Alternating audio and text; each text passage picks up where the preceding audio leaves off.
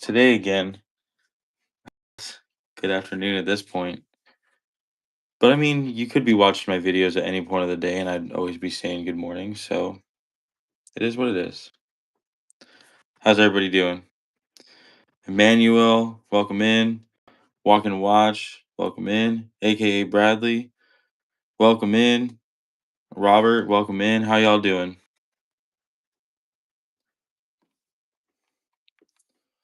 Let's see. I guess today I talked about my dragon coins. Have y'all seen that video?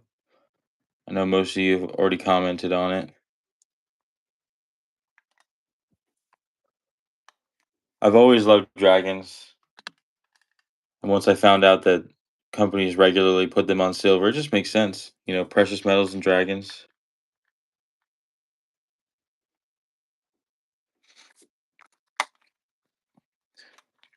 Let me know of the video I showed which dragon was your favorite.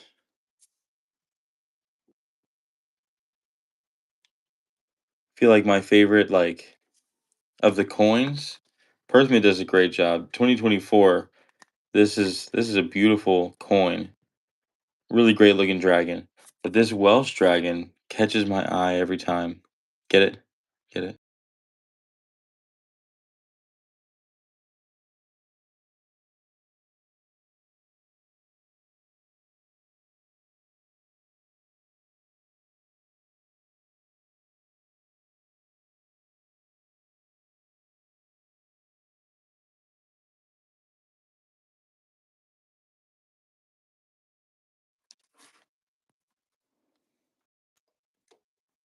How's it coming through to y'all? Video and audio is good?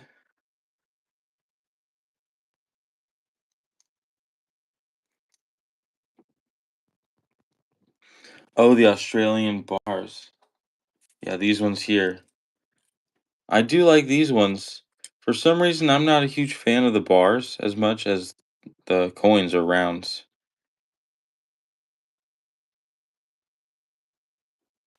The sound is out. There's no sound for you? Anybody else have a problem with the sound?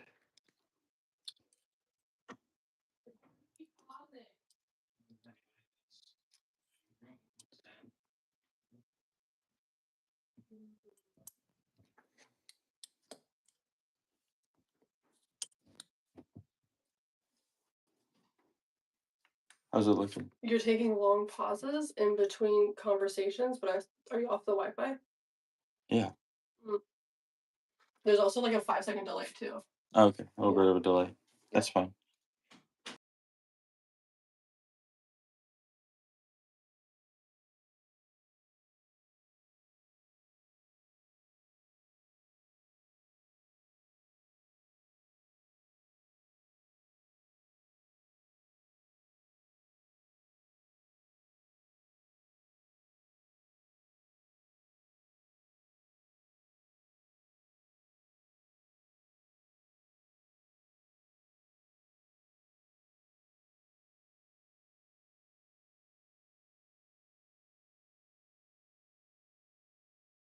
The gold to silver ratio, it's somewhere around 57.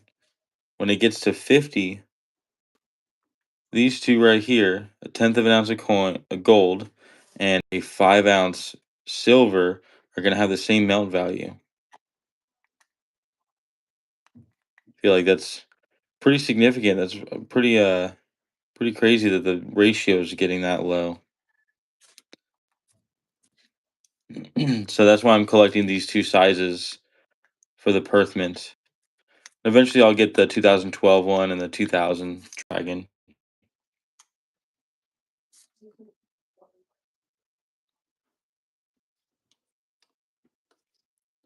Is there any other series of Dragon coins that I should look into, like these Canadian ones? They started these 2017.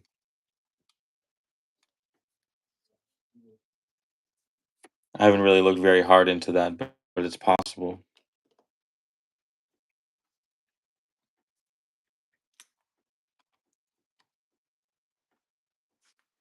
Wow, 12 people on here. Thanks for coming out.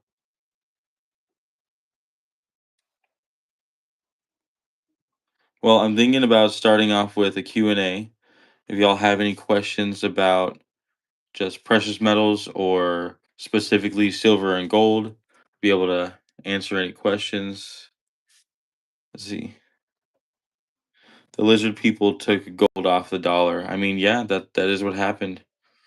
They made it illegal for United States citizens to own gold in 1933, and then in 1971, just completely severed the tie.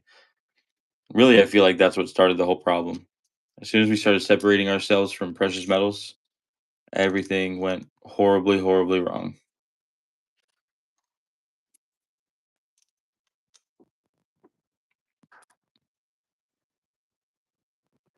Oh, what two 1/10 ounce gold Samoa dragons? Is that the where did my Samoa dragon go?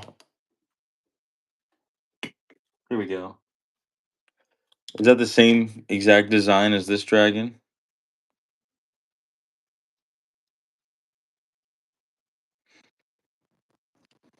Yeah, I guess this is the silver Samoa. I'm just curious if it's the same design. That would look really good as a 1/10 ounce gold.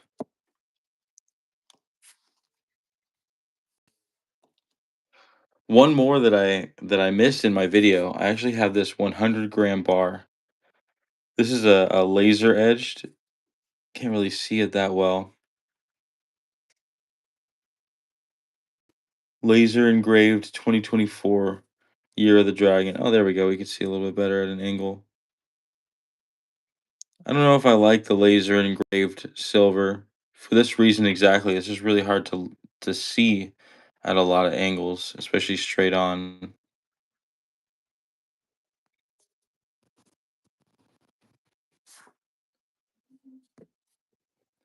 And speaking of Scottsdale, I do have these 5 ounce buttons. These are one of my favorite coins right now. I guess rounds.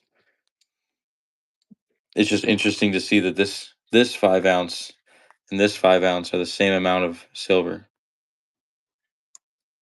But I like how these ones they're poured or I guess possibly cast, and they're round and fit really nice in the hand and stacked nicely. So I don't have to worry about whether or not they tarnish or I get my fingerprints on them or what. I just really like that this is a silver I can feel and play with, and it's in the 5 ounce size, and it just stacks nicely. Do you guys like to touch your silver, or do you keep all of it in in the capsules? I do a bit of both, clearly. Some of the more premium stuff I keep in the capsules. I don't know if they even make a capsule for something like this. I mean, they have all kinds of capsules. They got to make something.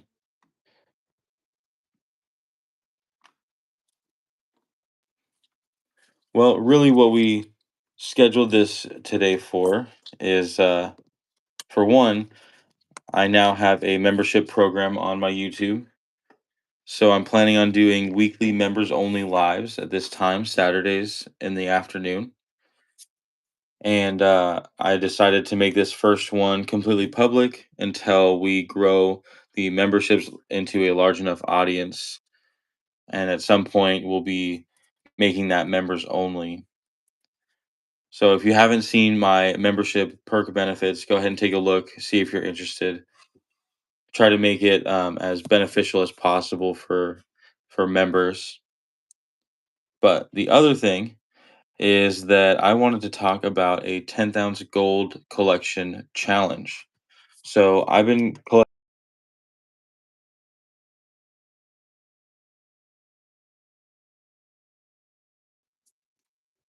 and I'm liking the idea of doing a typeset.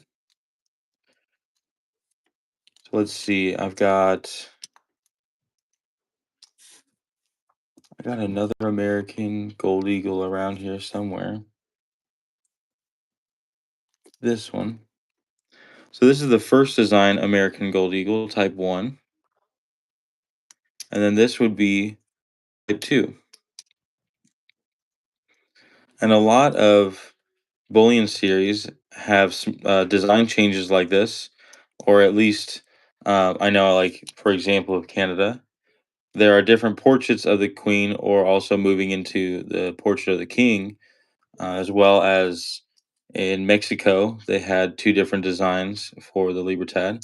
I think it'd be really cool to collect all kinds of 1/10 ounce gold that have different designs from different countries all the way around the world, and kind of get an understanding of how these bullion programs through these countries have changed over time. I'm thinking about making the challenge.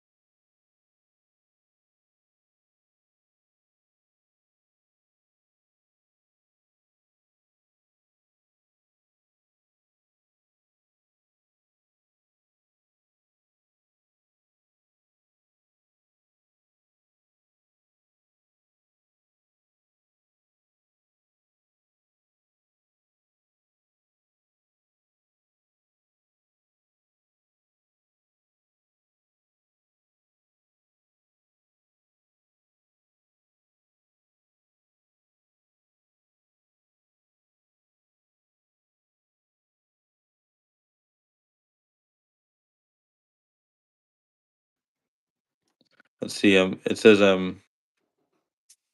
Solom Stacker says I froze. Can anybody else see me? Anybody see me right now?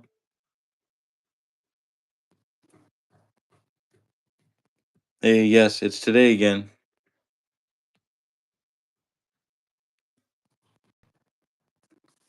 I'm not sure. I'll just keep going.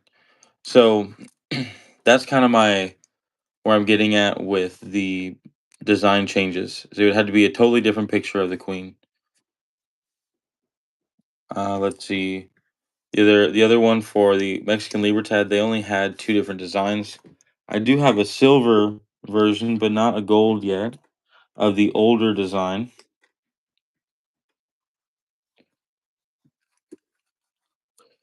So this is actually the older design silver compared to the newer design.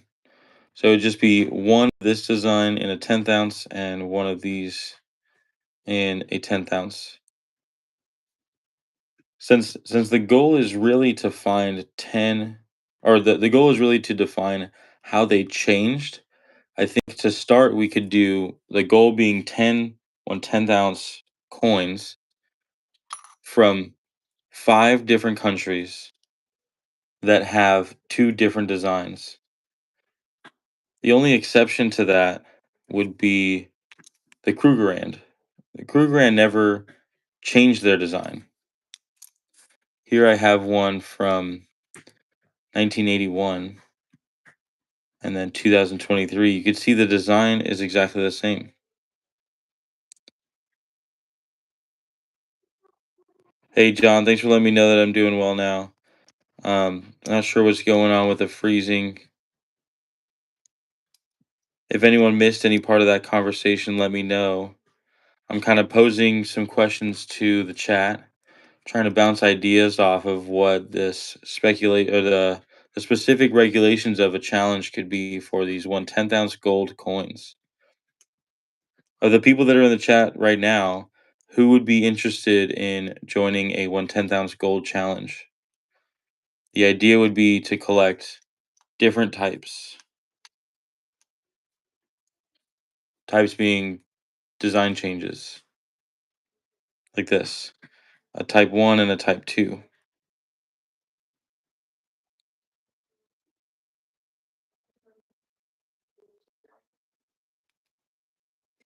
Oh, I see, Robert, you're trying to collect a whole tube of 1/10 ounce eagles. That's a really great goal in itself. Is a whole tube 50? Would it be 5 total ounces?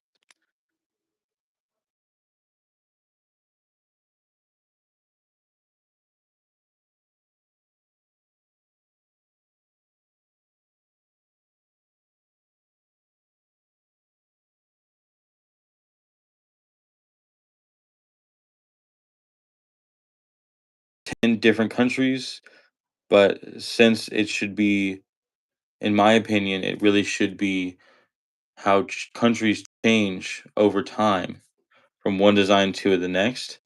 I think having 5 different countries with at least 2 types, so at most 5 countries with 10 different designs. So you could choose, 3 countries. If you get 10 different designs, then that could qualify. Solemn Stacker says he has a maple with queen, but only 1/10,000 maple with kings. Yeah, I don't want to get into the privies, right? So the only thing I have here is this, as far as maples, I have this with a privy on it, right? If I had this with the same year or same design with the same queen, I wouldn't count that as two different types. This is just a special edition. John's asking, where should the ratio be? Well, the gold to silver ratio historically was a lot lower. Um, I'm sure many stackers are aware. In ancient Rome, the gold to silver ratio was actually set to 12 to 1. That mostly had to do with their counting system. Instead of being a base of 10, they were a base of 12. And it reflected mostly in the way that they used weights and um, and money. They had a 12 to 1 gold to silver ratio. That was eventually changed to a 16 to 1 worldwide, and that's what the United States used for most of the time we were a country. It was either 15.5 to 1 or 16 to 1. And the reason 16 to 1 is significant is because that's the actual ratio of silver to gold that is found when mining. So I think that is the best place to start, 16 to 1. We'll start the conversation there. But silver is significantly more useful than gold in industries, as well as gold being so highly priced that it can't really facilitate regular day to day purchases anymore. Even something like 1 gram is such a small amount to be able to purchase with, right? I mean, this is about $150 melt value. And imagine going to the store, you'd be spending this quickly. However, it's a small size. We might be able to just go to the grocery store and spend this amount of gold regularly. However, it would be much easier to do that with this. Imagine handing this to a cashier rather than this. So, as far as usefulness as a money, I think silver is a lot more useful when it comes to day to day transactions. Gold is a lot more useful when it comes to international transactions. So, I think that since 16 to 1 is the place to start, and historically it's been as low as 12 to 1, I think in between that area, because silver is also more useful, silver is a little bit more valuable in the sense of how it can be used in the industry. So I think it could go as low as 12, but more like 16, maybe 15 would be a really good spot. Let's see, when the Latin Monetary Union established in the 1800s, it's 15 to 1. Yeah, see, it through time, I guess, from ancient to what you're saying, the Latin Monetary Union, or around the world in the 1800s, it was 12 to 15. And I guess towards the end of the 1800s, it was the Coinage Act of 1837 in the United States that locked it into 16 to 1. Let's see. Did I miss any questions here? Oh, Robert says you currently have 5 countries. That's great. That's awesome. If you have 5 countries, I think it would just be getting a few different types from those countries that would complete the challenge, at least the first round of the challenge. I see this as being multiple stages. One where, it could be as simple as those 10 coins, or growing it to 20 to 30 coins, having tiers or stages to this. I'm not sure what everybody considers as far as a challenge, how far we can take it. Would Spain be included in the typeset? They put out a new design for 1/10 ounce. Oh, since 2022. I haven't seen the Spain coins, but yeah, it definitely would. I think in order to qualify as a coin in this typeset, it would just be have to be considered a coin, right? It had to be made by a government or by that government's mint. It'd be denominated, or well, I guess in the case of the Libertad, it's not denominated, right? So this is made by Mexico. So maybe just that. It has to be made to the standard of a tenth of an ounce, made by the mint that makes the currency for that country, if that makes sense. For example, I think something like the coins that say they're from Nui. I don't know if I'm saying that right, Nui or Neui. Those are made by Scottsdale Mint. Same with coins labeled from the Congo or most northern African countries. Those are made mostly by Scottsdale Mint, and those, in my minds, would kind of be considered generic.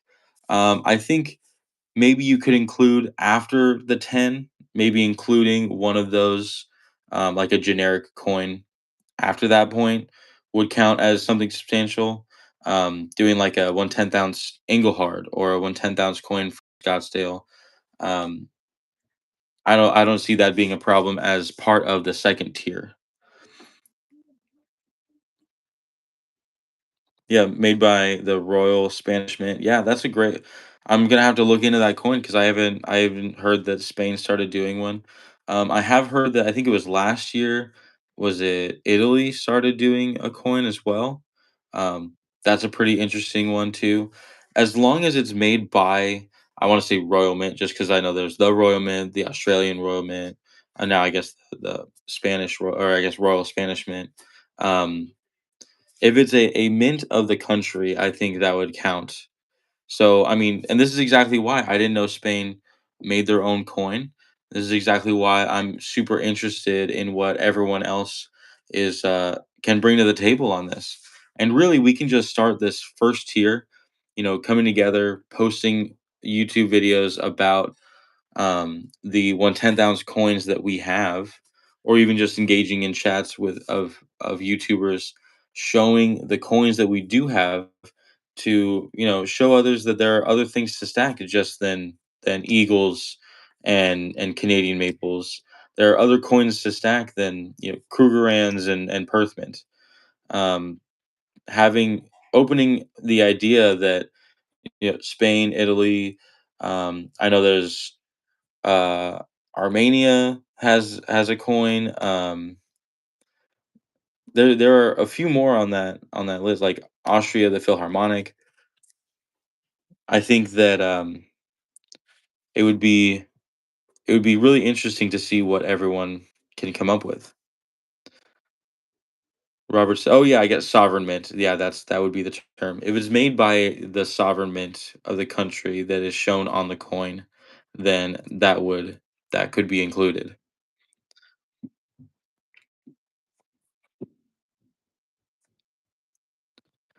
I'm just trying to read some comments here.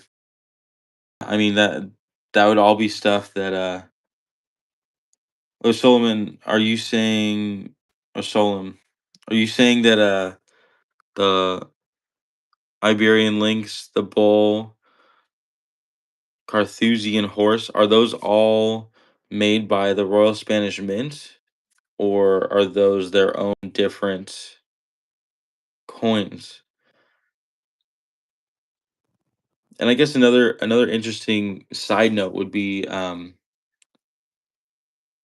yeah. So this is an example where they're making all totally different designs each year, right? So it makes it a little more difficult than something like the American Eagle, where it's a standard design every year.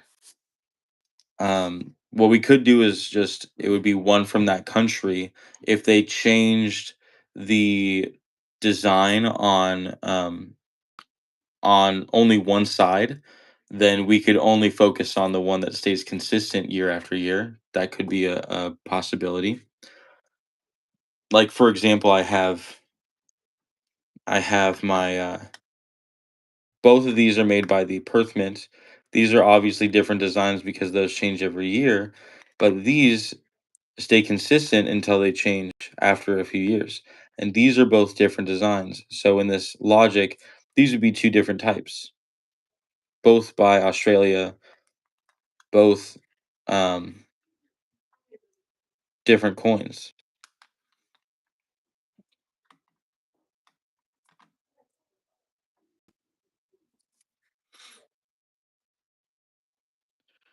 Yeah, so I guess if we were gonna nail down um, some guidelines for stage one of this challenge, I want to say at most five different countries.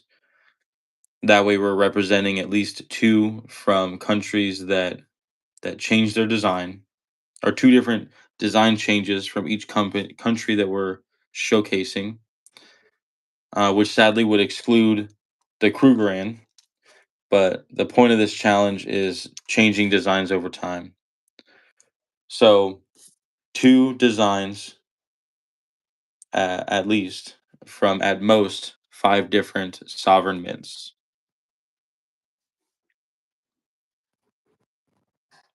Yeah, Numista is a great tool. I was using that actually the other day when I was trying to type up a whole typeset. Um, I started with um, Canadian coins and found out that there were a few different portraits that were used, and then I eventually went into Australian coins and found with Australia, there's the kangaroos, the nuggets, the kookaburras, the lunar year, as well as the koalas. They have so many different series that I think just collecting based off the portraits might be a good way to go off of that. The Philharmonics, the only way that the Philharmonics has changed is the denomination. So they went from the shillings to the euros. And I mean, it's different words. So you could say that those are two different types. I believe that was in 2008.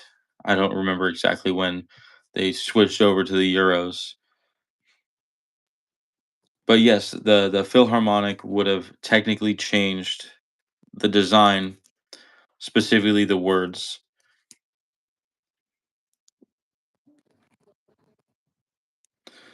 Yeah, let's see. So the Maple Leaf, yeah, the different portraits. The Gold Eagles has the type 1 and type 2. Perth Mint, we could do any number of those designs, the different series.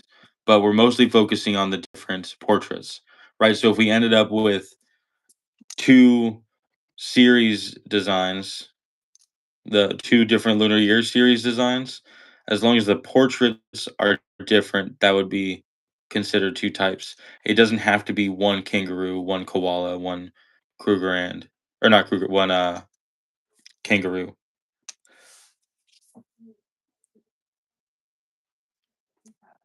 So the kookaburra was changed from five on the first run. I'm not sure what you're saying from five.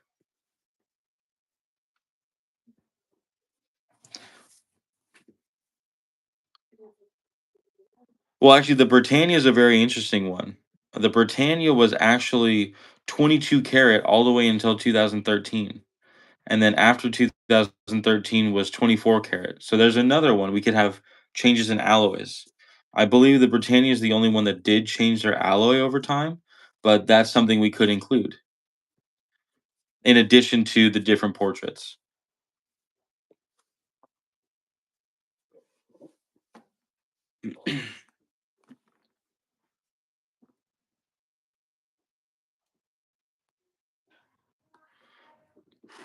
Oh, I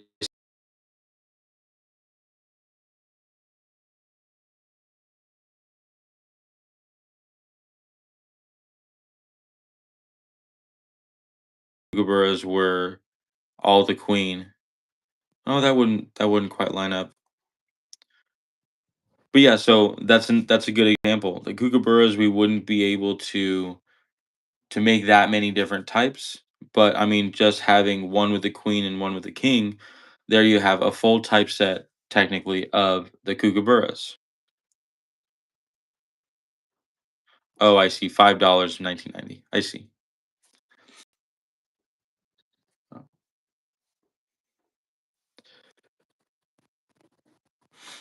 Yeah, so it seems like you guys are kind of starting to understand the idea. Um, it seems like everyone's coming up with, oh, here's an example, and I'm not seeing anything that would be that anyone's bringing forward that I would say is not an example.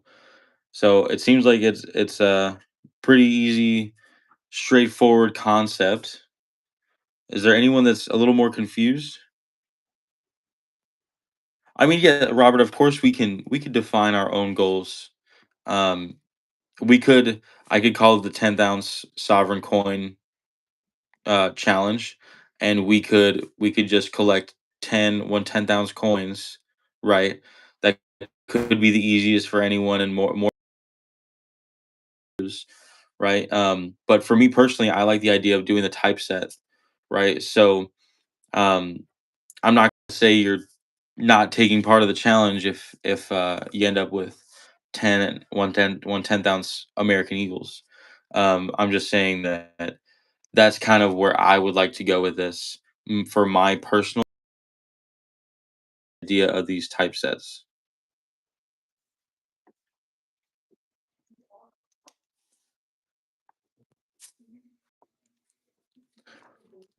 I guess for me, it's because you know holding these, seeing them all together in the different types, all the different designs.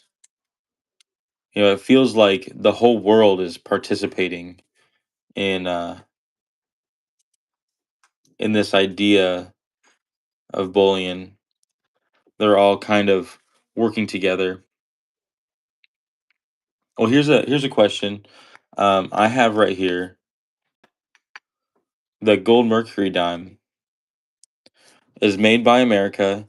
They only made it 1 year. It's not really a type of coin. It's just another special edition. What do you guys think about if this would be stuff like this might be included or might not?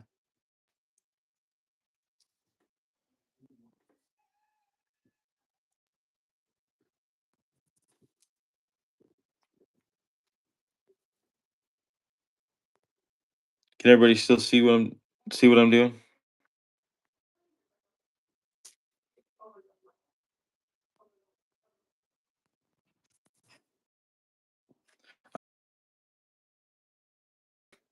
I'm not sure if I'm frozen or not.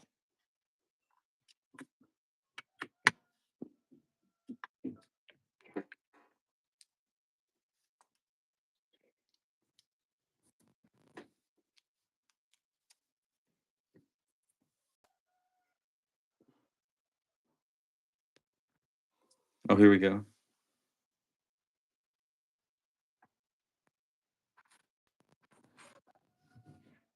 Oh, am I gonna buy the mint U.S. Mercury dime, the set with the metal?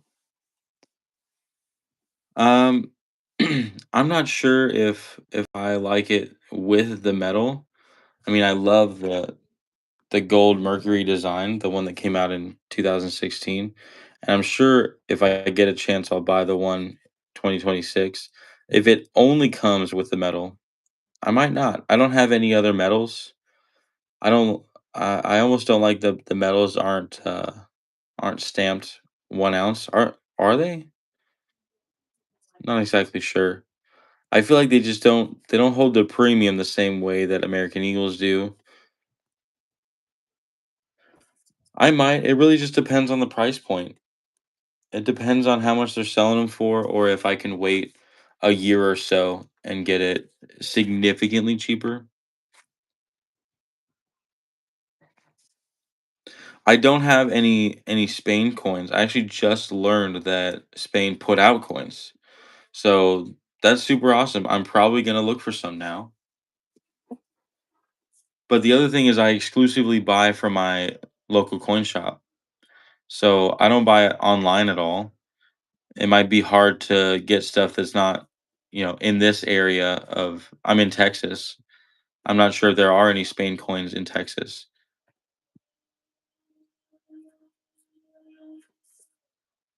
I'm really interested. I'm gonna have to look into the Spain coins later.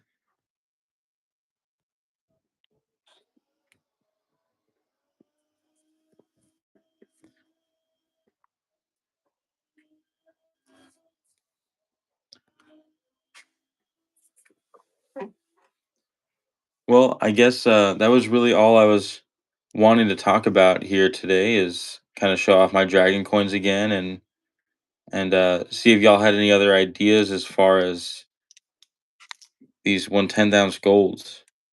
So I think we're gonna start with tier one. It's gonna be five at most, five different countries. So that way we can make 10, 1/10 ounce coins with at least two different types from the countries that we choose. And then I guess tier two, we could make it 20 coins. So that way we get more into the specific types.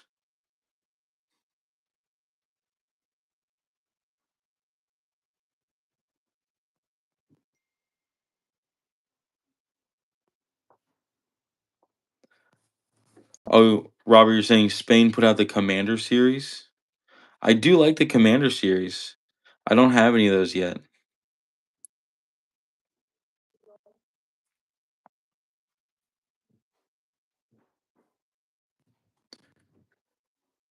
Captain Stacks, do you have 1/10 ounce Britannias? I clearly don't have any yet. I'm gonna be looking for some. Right, Solom. I thought Scottsdale Mint did the Commander series.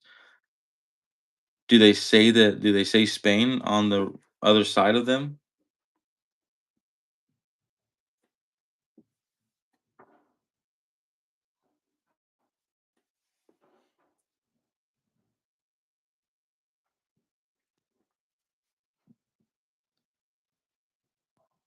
Oh goodness.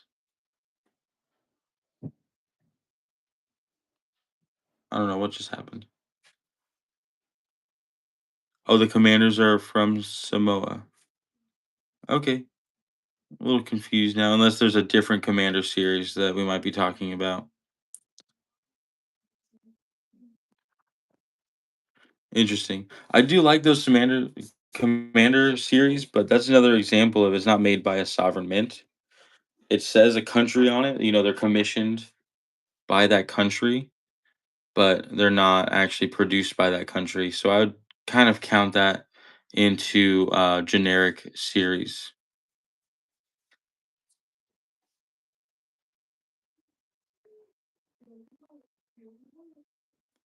And I think the generic 1/10 ounce do have a place in this series, but for the first five countries, I want to exclude those.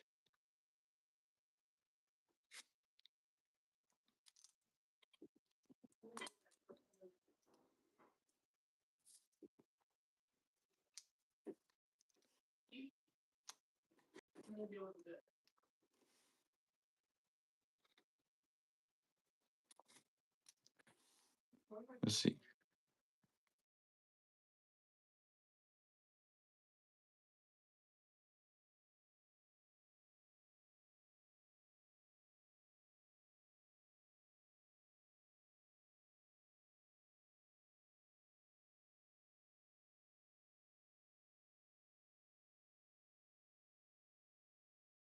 than no more than 7 countries.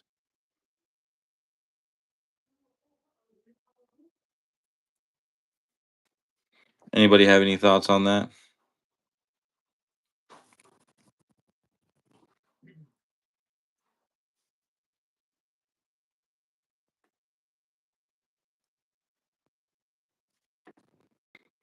Hey Gary, welcome in. We're just talking about the 1/10 ounce gold coins here. So the challenge we've come up with is going to start with 10 1/10 ounce gold coins, and those 1/10 ounce gold coins can only come from at most 5 different countries. That way, you're forced to get 2 different designs from that country, and those designs will be type designs. So the example I showed is that while these are both American Gold Eagles, type 2, type 1 and type 2, they're both American Gold Eagles, but they have 2 different designs on them. An example would be how the Libertad, this is the new design, but they used to also have this design, like what came in the silver, right? So this would be the 2 different designs for Libertads. If you wanted to do something like these Perth Mint lunar calendars, I do have 2 different types of what I would consider types, right? So these are 2 different designs for the different years. However, the portraits are also different, creating 2 different types. And that's the kind of stuff we'd be looking at for these typesets. And I say at most 5 different countries because you could end up with 4 countries and maybe a third type for some of those countries. Gary, you said you prefer the Type 2 on the American Gold Eagle. I'm not sure which one I like more. I like the idea that there's multiple eagles, but yeah, that Type 2 eagle does look really good.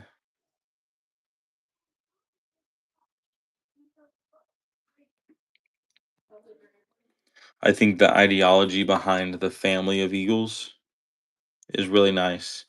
But if I was just going based off of the actual design and what we're looking at, that right there is a nice coin.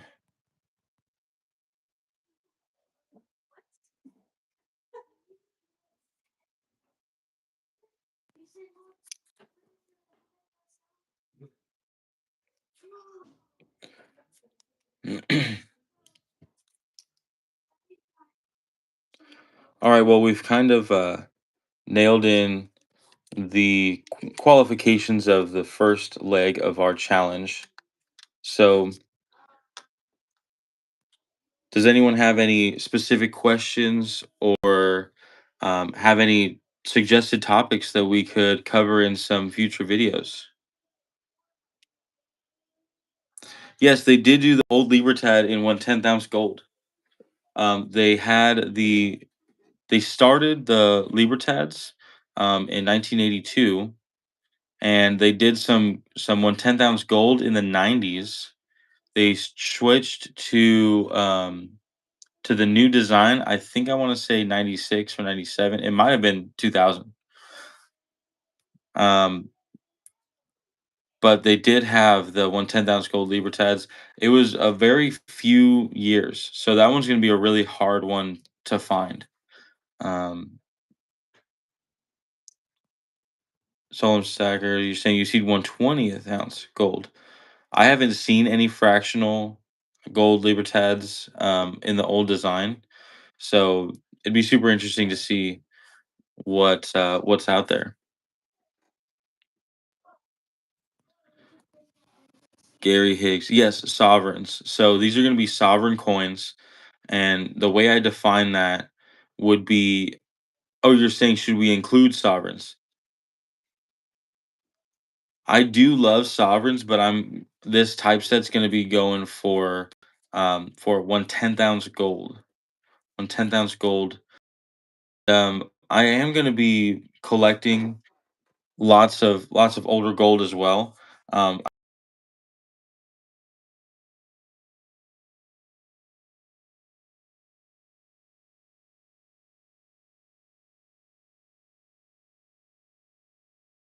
100 years old.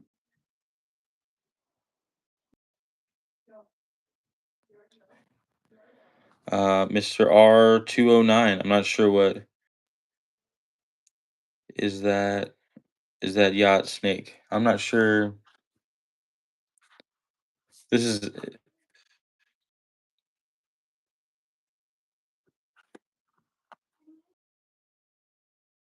Gary. Um, I'm not sure what Mr. 209 is asking about.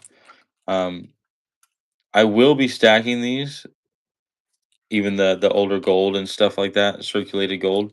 Um, but that's not part of this challenge specifically. I have plans of doing other challenges of other world coin collections, right? So there's also the Latin Monetary Union, the sovereign specifications to collect. Um, Also, this is one that I'm kind of personally working on.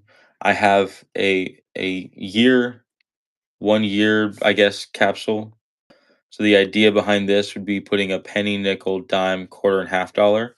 I found out that my quarter eagle is the same exact specifications as a dime, and the cinco peso from Mexico is actually the same specifications size wise as a penny. So the Latin Monetary Union 20 franc actually fits in here. And I'm looking for a good example to fit in the quarter and half dollar. I think this might have to be a sovereign, but it's a little smaller than I want. And I really have no clue about this one. But I do a lot of stuff with circulated gold. I love the old 90% 22 karat gold. But for this, I'm looking for modern bullion, stuff that even history enthusiasts don't. You don't have to be a history enthusiast to love this type of small collection. Um, this is all stuff that we should be able to find somewhat easily because it should be all modern bullion that we're looking for. Looks like 1991 and 1993 might have been the only years of when 10,000 old Libertad designs. Hey, thanks for looking that up for me. That's awesome.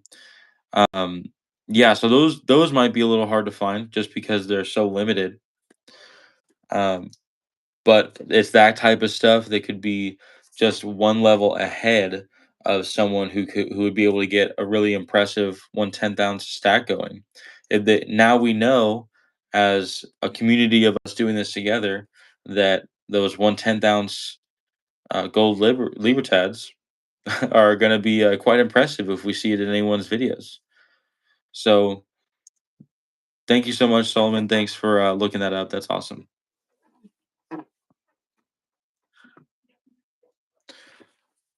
Let's see. What else?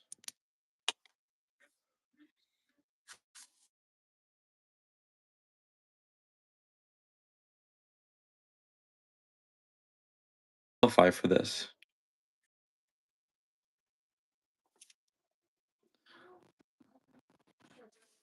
Training with Lions, what's up? Thanks for joining us. Guys, please welcome Training with Lions. He's my first member of the channel. Training with Lions, what are I guess these lives are really supposed to be members only lives. Um it was your idea to make this a public live so that we could get everyone kind of in here talking. But what are you interested in talking about?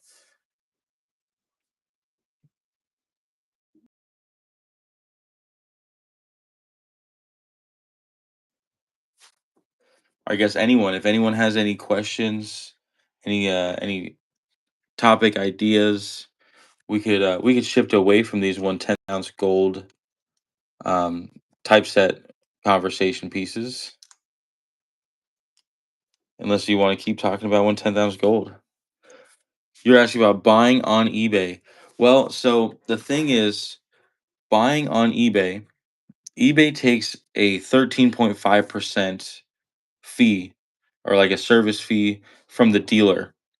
So let's say you're paying something with that totals $100 on eBay. The dealer's only going to get 86.50 from that. So the thing is, eBay is slightly inflated prices so that the dealer will receive that 86.50. If there's a coin that they can sell in their shop for 86.50, they're going to list it on eBay for $100. So you have to take that into consideration when you're looking at sold listings on eBay. That, if you're seeing something that's sold in on eBay for $200, um, you're going to have to take that 13.5% out to understand really how much that coin actually sells on the retail side, right? So again, in the example of $100, it's 86.50. That means that they could sell it retail for 86.50, meaning what they would pay you for it would be significantly less than that, even, right? They have to make the money in the transaction. They have to take on that risk for holding it. So it would be even likely that something that is selling for $100, you might get 75 to $80 for that thing if you take it to a coin shop. So eBay is a pretty good way to look at what something is valued at. However, you have to consider that 13.5%.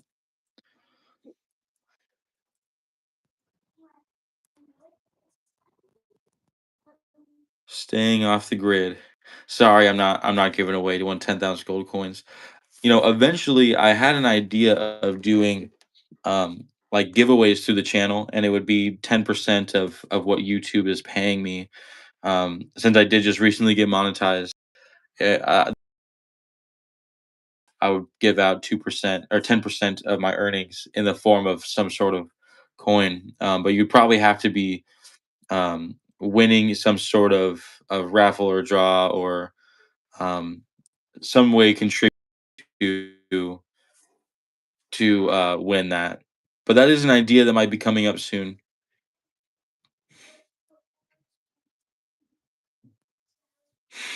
Grandma's getting punished. Hey, that's all right. That's all right. How do I feel about the premiums on 1/10 ounce gold?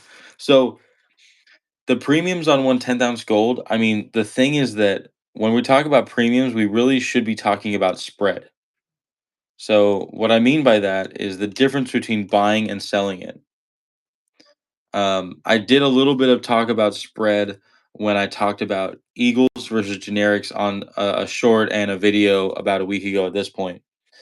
Um, the idea was that if you looked at buying $1,000 worth of Eagles and $1,000 worth of generics, that you would end up with more volume, um, getting the generics, and then you would end up, because of that volume, as prices rise, you'd end up earning more on the sales side because the spread was relatively the same. So the thing is, with 1/10 ounce Eagles, the spread is relatively close to the same spread as 1 ounce Eagles. So if you can afford 1 ounce coins, that's always going to be a way to save money, right? If your idea is to save up for a long period to get the 1 ounce coin, that might not always be the best case, right? So I know at my local coin shop, 1/10 ounce Eagles are going for a 11% premium, right? Where 1/10 ounce, or sorry, 1 ounce Eagles is going for a 5.25% premium. Because premiums are pretty high at the moment. So because of that, it's only a 5% difference. Okay, maybe what was that actually? 6.25% difference. So if it takes you 10 months to save up for the 1 ounce, then you saving that would actually be you making a bet that gold is not going to raise that 6.25% over that 10 months that you're deciding to save up this. Because if you save up for one of these, it takes you 10 months and gold jumps up 15% in that time, you would have done better these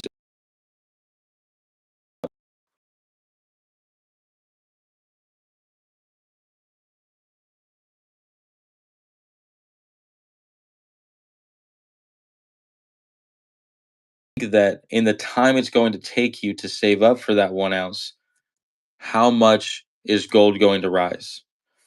The other thing is right now, the melt value for a 5 ounce silver is very close to the melt value of a 1/10 ounce gold. Right now, the gold to silver ratio is, I think, 56 or 57. So for 1/10 ounce would be 5.6 or 5.7. So imagine what premiums you spend on silver, right? So with silver on, let's say if this is a generic 5 ounce, we'll call it this one. I've seen generic 5 ounces going for 350 to $4 over spot, right? So even this, a 5 ounce silver, if it's $4 over spot, that's going to be a 5% premium. And yes, that's it's a little bit more for this, but then we're thinking which one's going to outperform each other as well as the buyback. What is the buyback going to be? You're going to get way closer to spot on these 1/10 ounce gold than you are a generic 5 ounce round.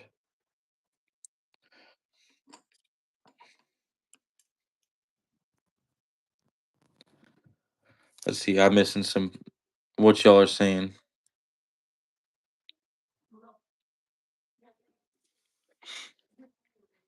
Right. So the other thing you're bringing up eBay and coin shows.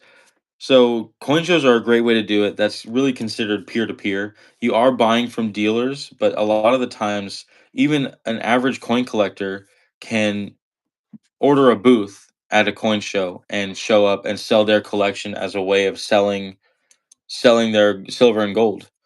Um, just a regular collector can show up with their stack and choose to sell it at a show, right? So if you're going to shows, there are plenty of deals there. At People are talking about the fun show right now in my area. There's a show in Conroe, Texas, that's happening next weekend. Those are really good options to get exactly these higher premium coins without that high premium.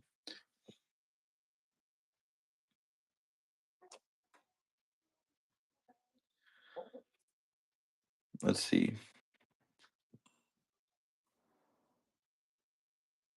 Yep, 10 gram and 5 gram bars, the premiums have come down quite a lot. And I do agree that these are a little bit higher premium, and the quarter ounce is a fantastic sweet spot where the premium is not quite as high, and it doesn't take as long to save up clearly for a 1 ounce than the quarter ounce, and that's where the idea of the challenge kind of came about. Was I want to start collecting these quarter ounces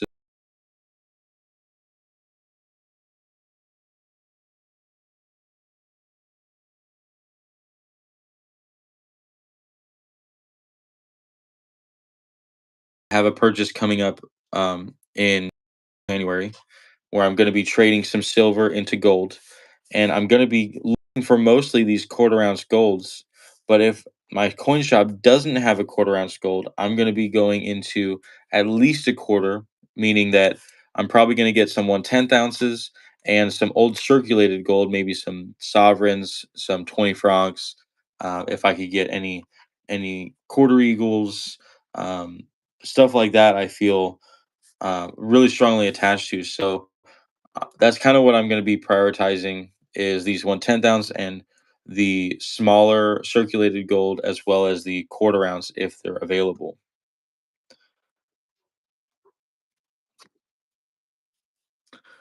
Training with Lions, the Conroe show. Yeah, they started doing that a few years back. It's at the there's like an expo building in Conroe. You should totally look it up. I'm planning on being there Saturday. So I'm not gonna be there as a vendor selling my collection or anything. I'm gonna be there shopping Saturday. Probably gonna be there the whole day Saturday. So, um, hey, look out for a dragon. You might be able to find me there. But um, the Conroe show, I think it's gonna be 9 to 5 o'clock on Saturday. I work on Friday, so I'm probably not gonna be able to make it there on Friday.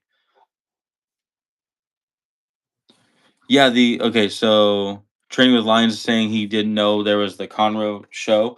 The Conroe show is actually the Texas numismatic show. It's all of Texas is coming into Conroe. So it's a pretty big show. Um I mean the fun show's happening right now and nothing even holds a candle to the fun show. But I want to say there's going to be like 150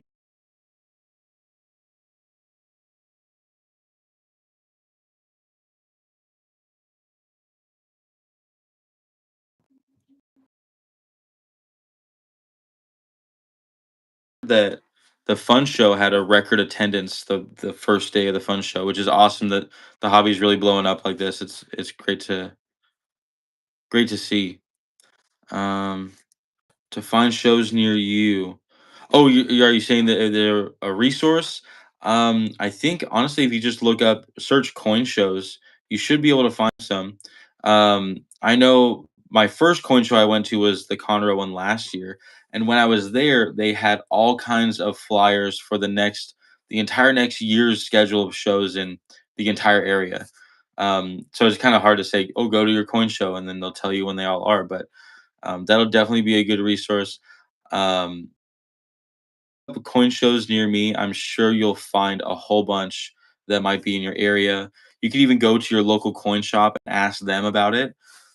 Other than that, I know that PCGS puts out the list of shows that they will be attending on the PCGS website. Um, there's a lot of information about the coin shows that they go to. They even do on-site grading at some of those shows. So that's a really good resource there.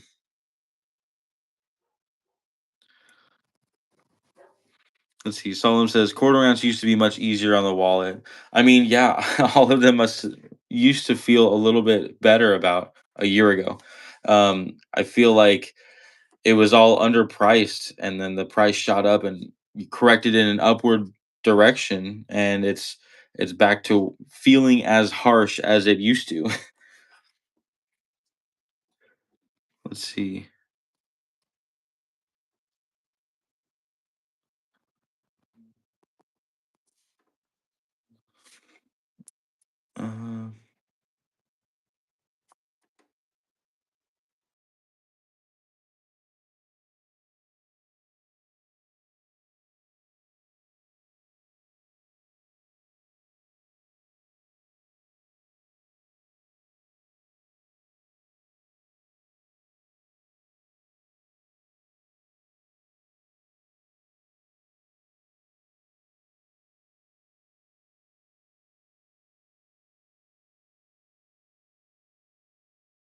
Uh, this hobby, the old historic coins, and some of the old stuff that circulated that hundreds of thousands, if not millions, of people touched.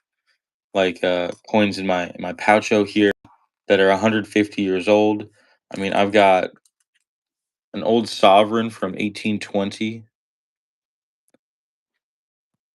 Got a piece of eight set. That is amazing. Pieces of eight is such a historic coin that really formed a lot of what we do with money now. I would love to have a piece of eight. Do I think buying a 5 gram gold bar is worth 10.5% premium? So the premium, the way I like to think about it is it's kind of like an exponential scale. I guess it'd be this way. Exponential scale. The more dollar amount, or is it no, it is this way like this. The more dollar amount that you spend, the smaller the premium is gonna be. The less dollar amount you spend, the higher it's going to be. So since 5 grams is kind of in between that 10th ounce and a quarter ounce, I could see maybe 10% premium. I'd probably want it to be a little bit lower than that. Um, the 10th ounce I regularly buy them 10 to 11% premium. So 5 grams being quite a bit larger than that, I'd probably shoot for 8.5 to 10% premium. Trading with Lions says that you love the European coins. Yeah, the old European gold. One of my favorite coins is the 20 franc. All of the 20 franc like collective series, the idea that so many countries came together and created that, jumped onto that, into that contract where they all made the same size gold and silver coins to the same purity. Uh, I think that's something super powerful. I think honestly that's something the world could be capable of doing again. Imagine if all of us had the same, somewhat the same denomination, but the same size coinage, the same size gold and silver coins, and really that's what all this stuff is becoming, right? We're kind of solidifying our currency to these 1/10 ounce coins, 1/10 ounce quarter, and all these gold coins, the silver coins, right? We're all making the same size stuff.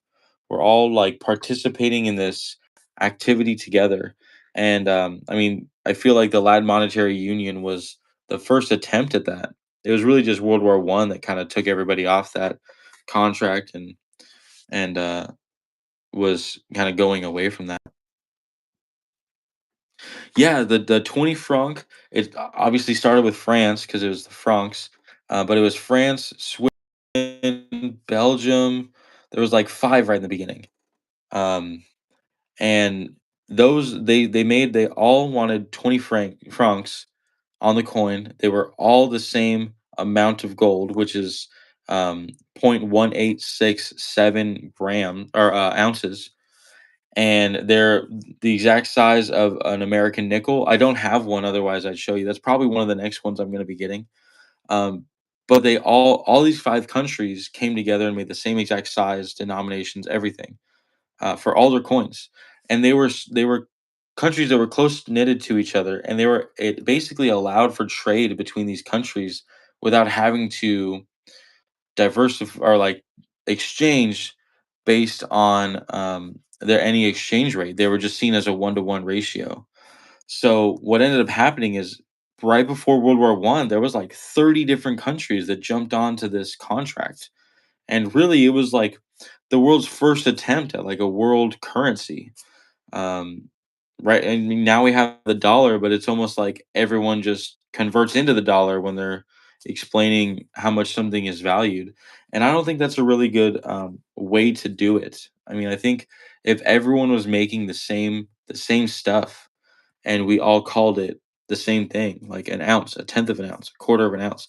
If this actually circulated, then I feel like it would fix a lot of our world debt problems. It would fix a lot of countries trying to battle each other over sometimes over this stuff, right?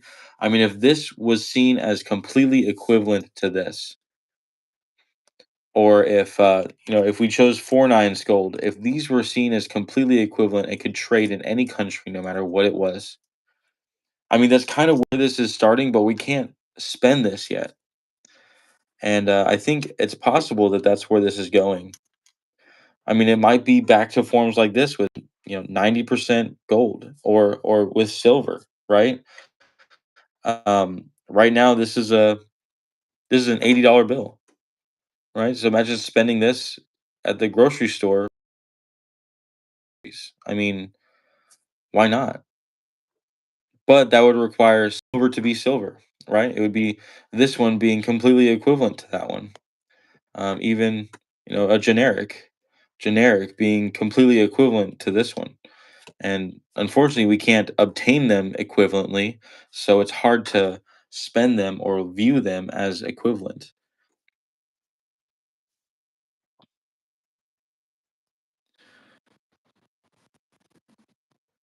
Let's see, not to interrupt, but I have a 1/10 ounce fine gold eagle, family of eagle coin. I have no idea what it's worth. Any rough ideas? So that would be this one right here. Nope, this one, type 1, family of eagle coins. Just want to show you so I can verify this is what you're talking about, pocket. Um, so this is 1/10 of an ounce of gold. You can look up the gold spot price, which right now is a hair over $4,500. I think it's 4508, right? So $4,500, you would just divide this by 10. So it would start at $450. That would be what's considered the spot price of this coin. So the distinction to that is if you were to sell this to a coin shop, they would want to take a percentage back. The last time I was in a coin shop, they were buying these at 99% of that. So they just take off 1%, which I guess 1% is 450. So they'd end up giving you 446, 445.50 for this. If you were to sell this at or like to an individual, right? Or if a coin shop was to sell this to an individual, they often um will be they'll often be selling it for about 10% or 11% of spot on top of the gold price. So since that 10% is $45, you'd be really it'd be a good deal to buy this for $495 or anything less than that. So if you're selling this to an individual, you could ask them for that 495, but since that's a really really good deal for you, you might want to extend a really really good deal to them. Maybe meeting in the middle somewhere around 475 would be an awesome way for both of you to benefit from the fact that this is a high premium item. So as far as what it's worth, I'd say it's worth $450, but what you end up selling it at is just determined between you and whoever's buying it. Most likely how you're selling it and who that is to. If you sell it online, it could go for that 495, but however you choose to sell it typically takes a percentage out. eBay specifically takes 13.5%, so you would lose all of that. If you were to sell it at that 10% premium of 495, you would lose more than that than if you would to go to an LCS and get it for 99%. I hope it's up what's uh what's going.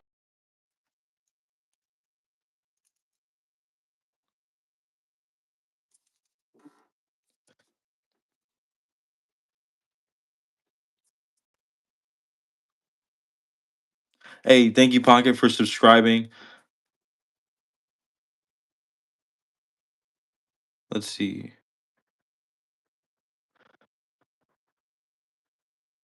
Oh, you have a wow, I'm getting lost trying to read everybody's stuff.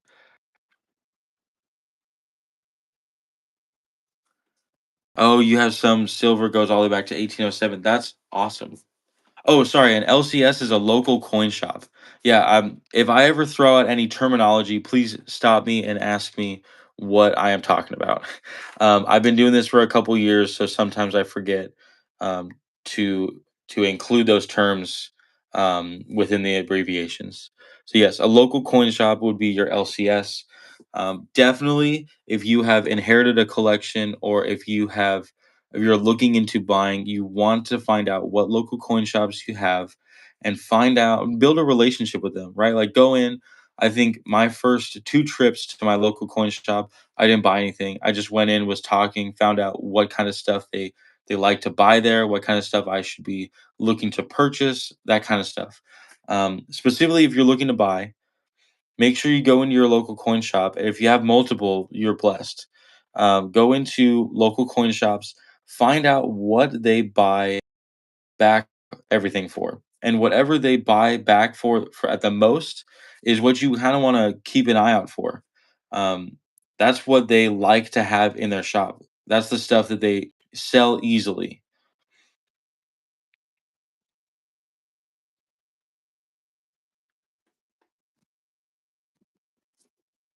Oh, Solemn says he has an ancient is that drachm?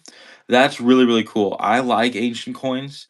I think that they're not as respected as they should be. A lot of them are really heavily priced. They're high premium, and then when you try to sell them, the sellback rate is really really low.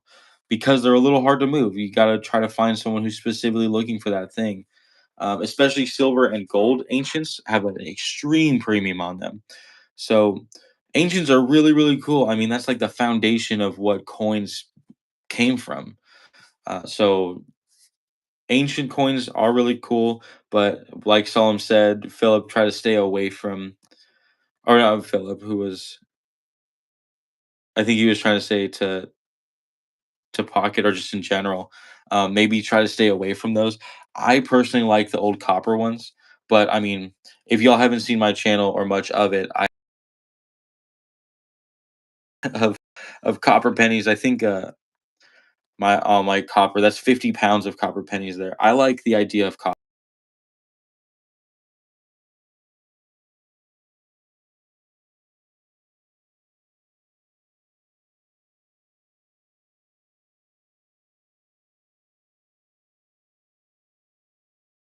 premium that isn't actually associated to the melt value.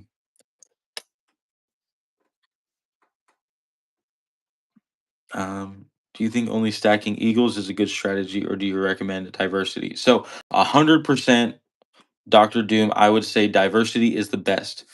Um, I would say exclusively stacking anything is a bad idea.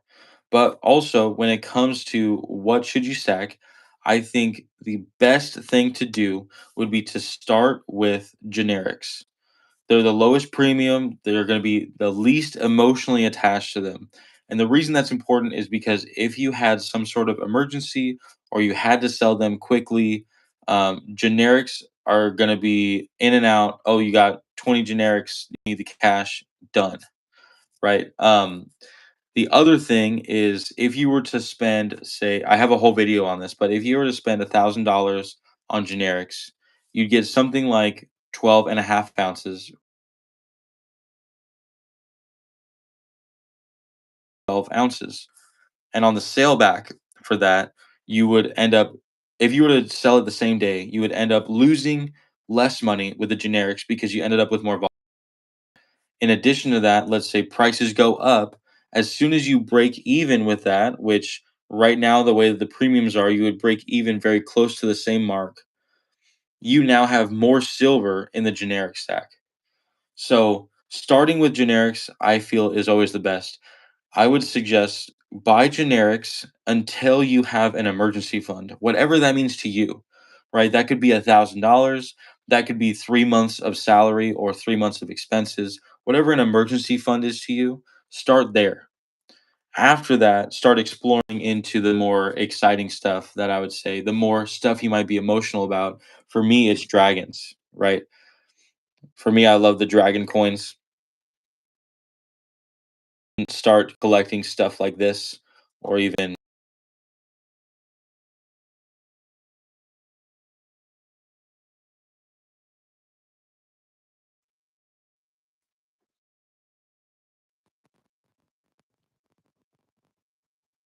let's see.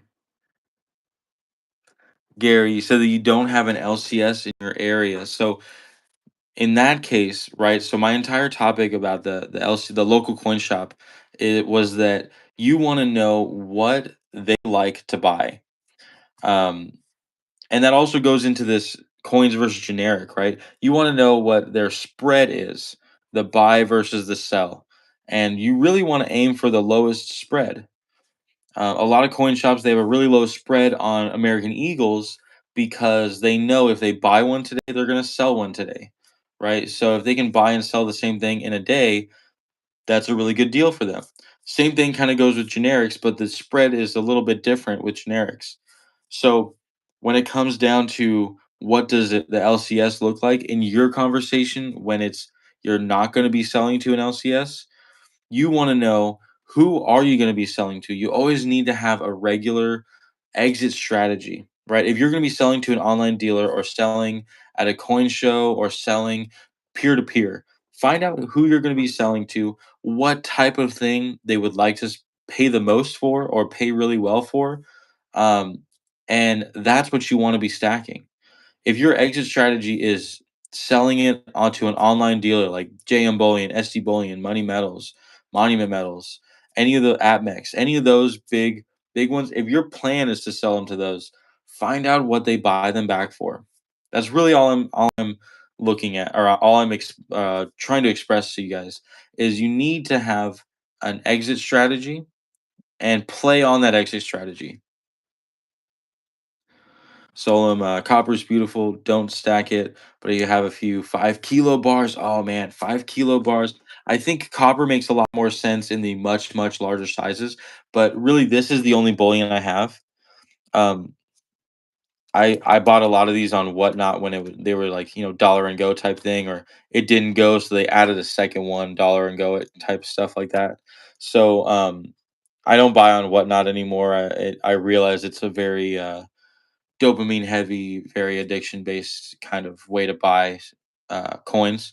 So this is probably all of the copper bullion that I'm gonna own, but I love old circulated copper coins like the British pennies, half pennies, large cents, all kinds of old American pennies, the Indian heads, Mexican pennies or Mexican like copper coins, Canadian pennies. I love that stuff.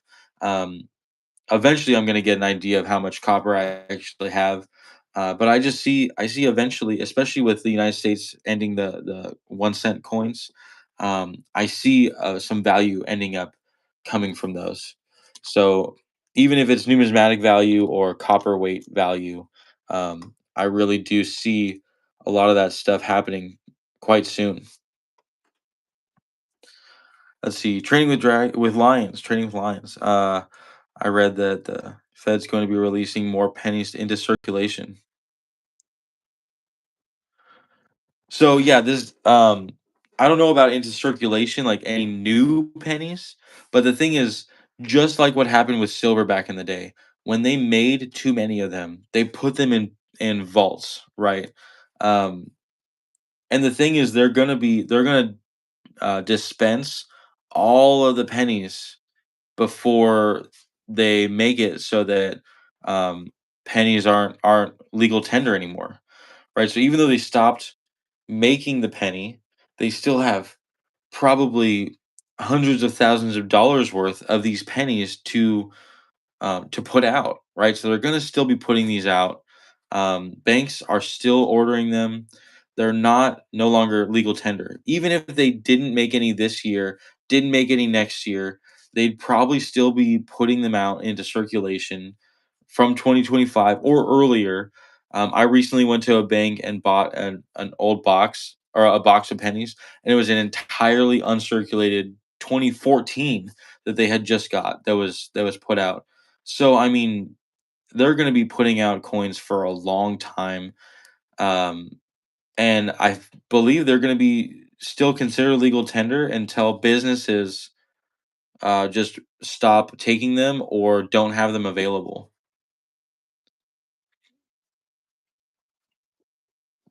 Trading with lions. Yeah, so, I mean, people giving silver your next comment was that your silver stacking hobby started with your mom giving you a buffalo round.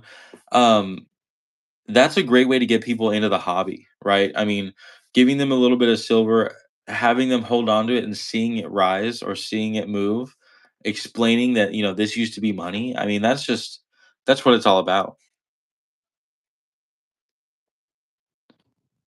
You'll trade me a 10th ounce gold Samoa dragon for another 10th ounce coin? Oh man, that is tempting. You know what? Um, I might be interested in that. I might be interested. Hey, Sulfur Hordian, what's up? Hey, Frenda, how are you doing? Nice to see you on here. Thanks for stopping by. Yeah, Gary Higgs, that's my exact point. You have to know.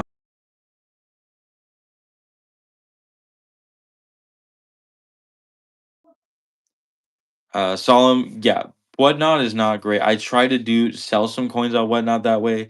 I never really made much, and then when I was buying it, it was very much like buy now, and I just didn't like that environment when I'm trying to make financial decisions.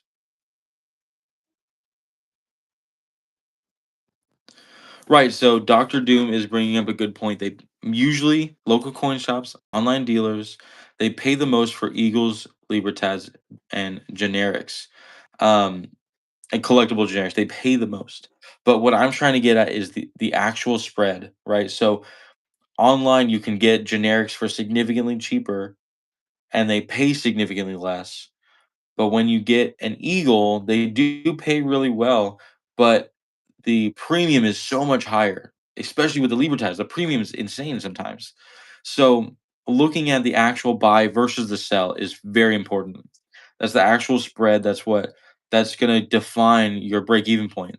Like right now, let's say for easy math, if silver's at $80 and you can buy an Eagle for $7 over, $87, and they'll buy it for a dollar under, right? So your whole spread is $8. You need to get to $88 before you break even.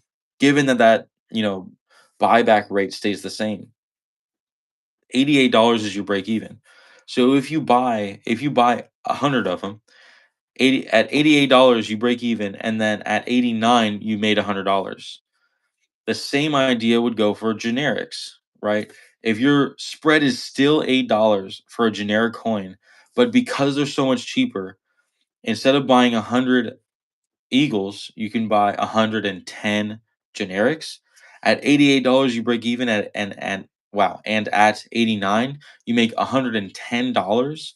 Now you're making 10% more money with every dollar movement than with the American Eagles, right? So at some monetary amount, that investment can be so much more beneficial when you go into generics, right? If you're talking about buying one coin at $88 versus $80 and you save the $8, then I mean, it doesn't really matter that much.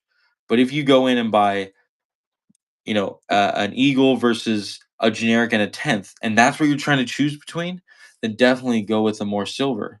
If you're just trying to buy an ounce and it's an ounce, I mean, it doesn't really matter at that point. The premiums matter because you'd be spending more money. But I mean, if you buy an American Eagle or you can go buy a generic and a cup of coffee, then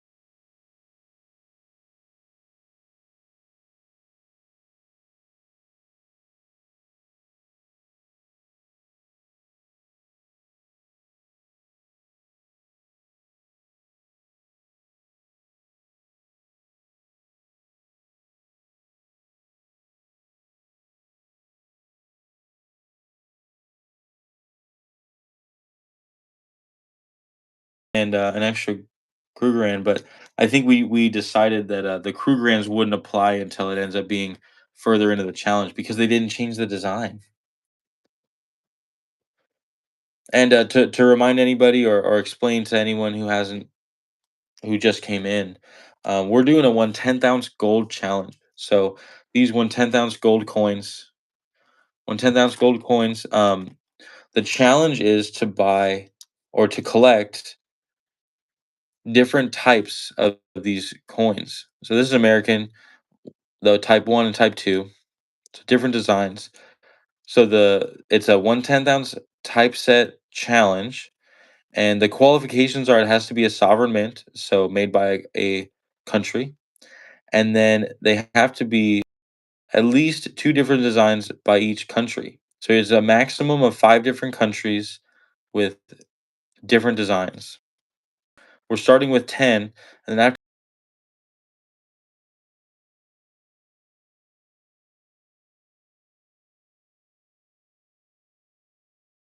a maximum of 10 different countries with 20 total coins. That way, you can do 7 different countries and have a few that have 3 different designs or 4 different designs.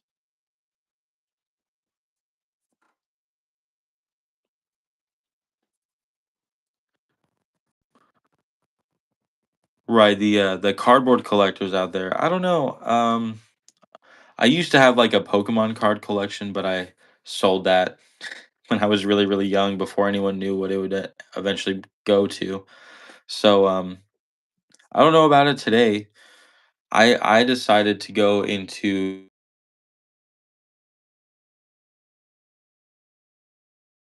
even if this gets out of its capsule, gets all chewed up by a dog or something, it still has the gold value in it, right? Even if someone decided they were going to melt this, that would have like a bottom base value of what I could sell it for, right?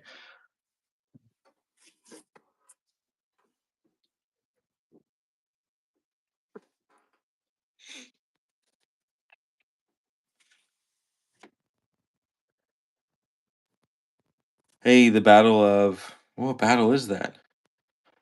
Pelennor Fields. Hey, how are you doing? Welcome in. Thanks for joining the live. I'm just ranting a little bit, answering some questions. I'm planning on doing these lives every Saturday. There, the initial idea was that it was going to be a members only live. Right now, I only have one member. Shout out to Training with Lions. So thankful for you. But I didn't want to just have a one conversation with Training with.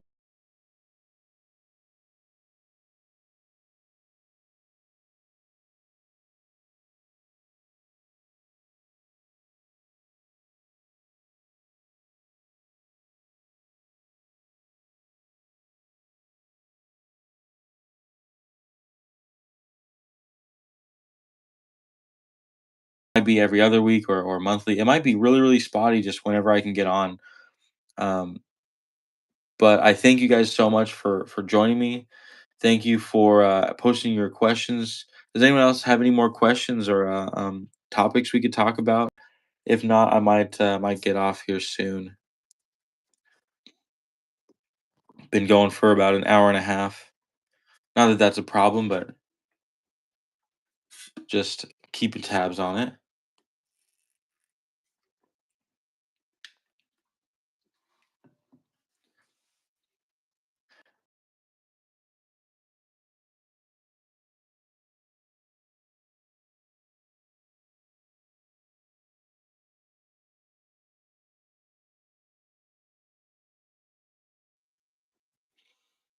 Let me see. I don't know what else I have going on. I guess hmm, we can just show some more stuff.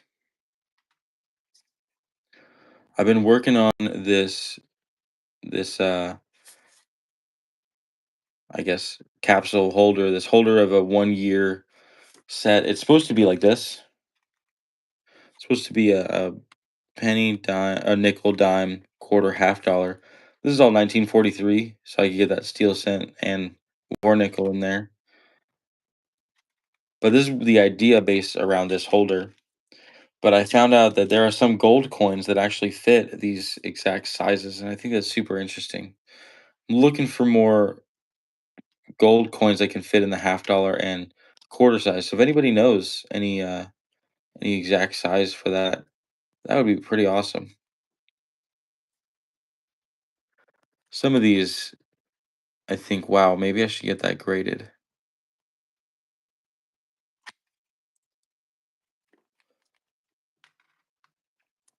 Well, it was a really awesome conversation with you guys. So thankful that you jumped on.